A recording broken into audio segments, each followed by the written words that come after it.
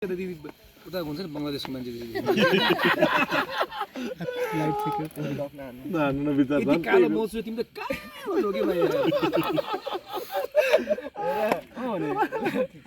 त्यसैले त हुने मलाई चाहिँ मजा आयो ल बनाउँदा भनेर आज हामी कोसिस गरेको थियौँ एकदम पाउडर लगाएर सेसुको पाउडर लगाएर र पनि भाइ कालो भयो कि हाम्रो पनि यस्तो लगिरहेको भाइ यस्तो लगिरहेको थियो